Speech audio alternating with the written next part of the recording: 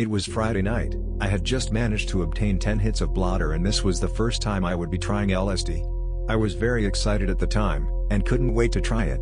I had done extensive research beforehand, and on this particular Friday night, I really thought I was ready to escape reality. Little did I know what was in store for me later that night. So the night progressed and I invited a few friends over to my house. For the purpose of this story, we're going to call these people Jack, Kate, Tim, and Ben. Kate had also done a bit of research and was ready to try it as well. It was just going to be her and I tripping, while everyone else was just going to hang out and trip sit, and make sure we stayed under control. So the time came when we were ready to try it. I handed her a hit of blotter, and took one for myself, and we both popped them in our mouths. We then decided to go watch TV, while we waited for it to kick in. It seemed to take an eternity. After about 2 hours I called a friend of mine and asked him what the deal was. He insisted that I just keep waiting, so I did. About 10 minutes later, Kate claimed she could feel it. I, however, could not. About 15 minutes later I began to feel it as well. It came on slowly. My thoughts seemed to wander wherever I would let them go. Everything I touched had a very interesting feeling to it. Some things felt really uncomfortable to touch. I picked up Ben's keychain and stared at it in amazement at all of the colors for about 5 minutes. Then it started feeling really odd, and like it was cutting into my hand.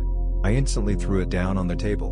While Kate was already tripping hard, and had went into another room, I wasn't quite all the way there yet.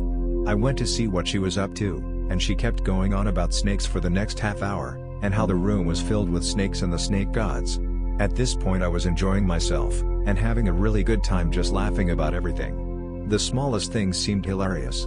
For the next few minutes I was just fucking around with Kate while she was going on and on about snakes and kept unplugging her laptop cord, which for some reason was hilarious at the time. I was really enjoying myself. I just felt like fucking around with everyone. I was there on the ground, screaming and yelling Ben. Ben. Then he would come into the room and I would go completely silent. Then he'd walk back into the living room, where the other trip sitters were, and I'd scream and yell his name again. This went on about 3 more times until he finally just got sick of my shit and started ignoring me. I had some really crazy visuals, the most noticeable being when I looked at people's faces. While watching someone talking, their face would kind of morph, and get larger and smaller. Their expression would also constantly change. This was quite amusing. At this point both of us were tripping quite hard, and nearing peak. We were laying on the ground, and just having a good time. At this point, one of my trip sitters decided that he had to try it after watching how much fun we were having. I kept telling him no, but he didn't listen. He went to the kitchen and grabbed a hit, then threw the money at me a bit later. A bit later I found out that every person in my house had done the same thing. They all wanted to try it, so they took a hit without my approval. At this point I started panicking. They were treating this drug that they had never researched before like it was something small like weed or alcohol. Tim even claimed it was no big deal, and it's just a drug you chill out with your friends with. Oh, how wrong he was. I was starting to freak out. Thoughts were racing through my head. I kept thinking I'm losing control here and kept thinking how terrible it was that we had no trip sitter to keep anyone under control. Then I started freaking out about the fact that it was my house, and that if anything got broken, my parents would kill me. From this point on, I could not enjoy the trip. I was panicking, and beginning to sweat. Everyone was tripping, and there wasn't a single sober person at my house. People were all over my house, doing God knows what, and I was really not enjoying myself. I became very hot, so I decided to go outside to cool off. We went up on the pool deck outside my house. Everyone else came with me. I kept asking them who hadn't taken it, but I kept being assured by everyone that each person there had taken it. This just made me freak out more. Tim tried to calm me down, which worked for a little bit. We laid there for a little bit reminiscing about the classic scene in the Pirates of Silicon Valley where Steve Jobs takes LSD. We discussed it for a while, and talked about how amazing it was that they made all those computers. This doesn't make any sense to me as I'm typing it, but at the time, we all thought it made perfect sense. The pool deck had an amazing unique feel to it, as did anything else I touched, and my vision was filled with colors. I was finally starting to enjoy myself again for a little while, but it was short-lived. Kate and Ben had run off, and everyone was just being very loud outside. I started worrying again. A bit later I felt too cold outside, so we all eventually made our way back inside. It wasn't but a minute later the doorbell rang. Tim went and answered the door. It was the cops. They wanted to talk to me, since I lived at the house. I was panicking again. I could hardly even talk. I went outside to speak with the officer, who said they had gotten a welfare check call. I kept trying to convince the officer that everything was fine, and that no one had done anything. I also kept saying that I did not want them searching my house under any circumstances. I couldn't think very straight at the time, as I was at the peak of my trip now. I just kept repeating that I didn't want them searching my house. This officer kind of gave up on me for a while another officer came out to talk to me. This officer tried to talk to me on a much more personal level. He said how he knew we were on something, and that his guess was acid. I didn't say a yes or a no, but my facial expression did change when I realized he knew it was up. He continued talking to me on a personal level, and started going on about he used to sell dope at my age. Then he started talking about how he turned his life around, and that I needed to, too. At this point the other officer came back outside and started questioning me again too. I felt so intimidated and scared at the time. I was tripping hard, and I could not handle the situation at all. I felt like I was 2 inches tall, and the officers were giants. I felt like I was in a small bug about a second away from being stomped on. They also questioned my friends, in a different area away from me.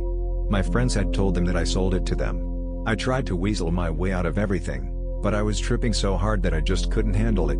I don't remember a whole lot of what happened next, but the officers had entered my house, and they found the remaining 5 hits of blotter, which I had left in a DVD case on the kitchen counter.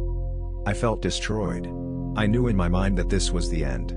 At this point they had also called an ambulance to my house, as well as backup police officers. My entire cul-de-sac was filled with law enforcement. Since I was freaking out even more now, the police officer led me over to the ambulance so that the medical examiner could check me out. He said I would be fine, and that I just had a really high pulse. Some of the police officers were enjoying themselves, and fucking around with me at the time. I remember one officer telling me to go to another officer, then when I got there he would say, "What are you doing here? I told you to go over there." One of the officers who was talking to my friends inside of my house, was talking about all the crazy things all my friends were saying, and how they were definitely gone. Eventually, one of the officers led me back to my front porch, to help me get my shoes. I put them on, then I was put in the back of a police car. I felt 2 inches tall again. I began to feel very claustrophobic, and started freaking out again. I kept looking out the window, and eventually they let me out again for a while. They asked me a few more questions, then I asked if I could call my parents. At this point the reality had really struck me. I knew how fucked I was. I knew I was being arrested, and I knew there was nothing I could do to get out of this.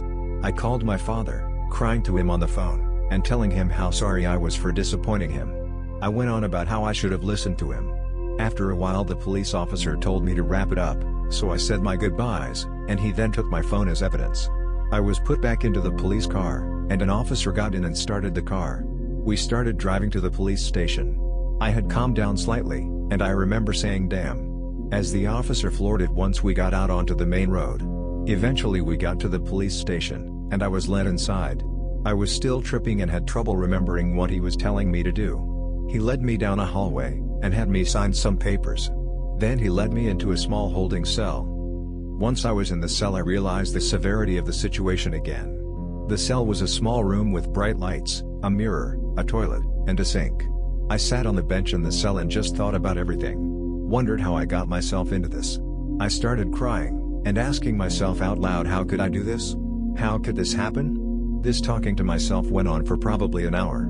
Then I proceeded to stare at the floor of the cell, which caused me to see some very interesting visual hallucinations. I couldn't enjoy myself though. My mind was not in the right place. At this point I just wanted to end the trip. I took a drink of water, then took a look at myself in the mirror.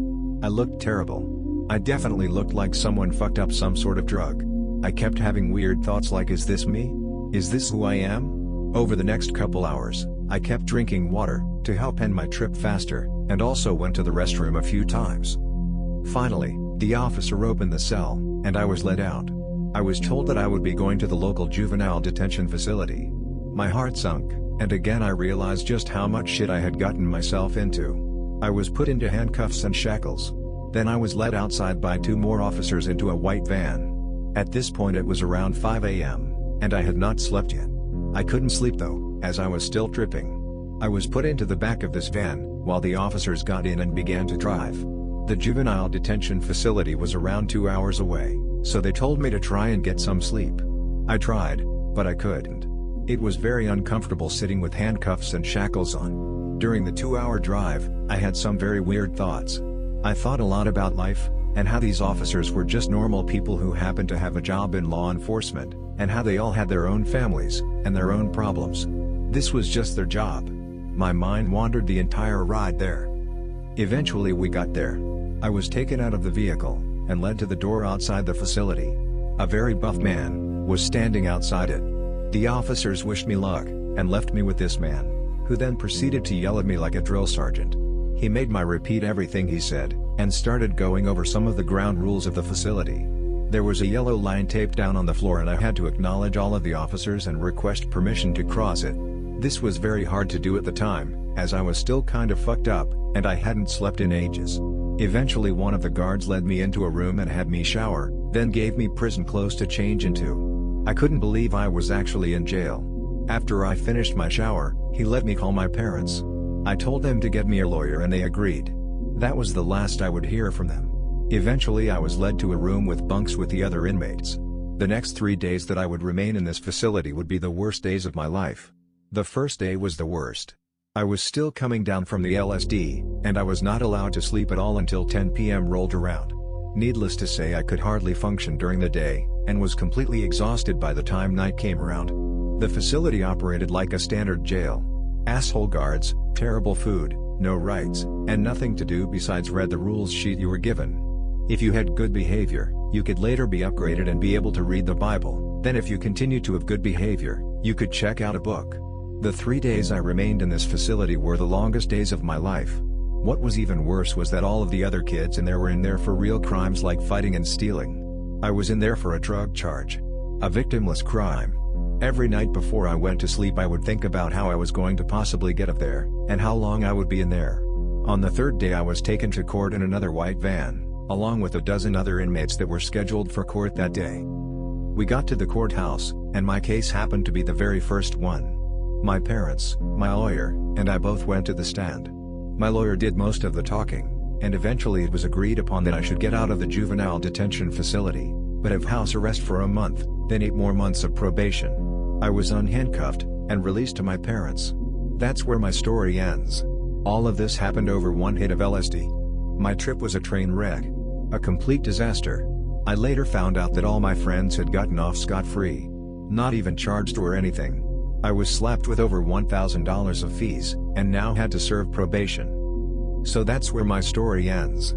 I wasn't able to properly evaluate the drug Erowid style due to everything that happened. Would I ever eventually try LSD again? I'm not sure at this point. If I did try it, it definitely wouldn't be at my house again.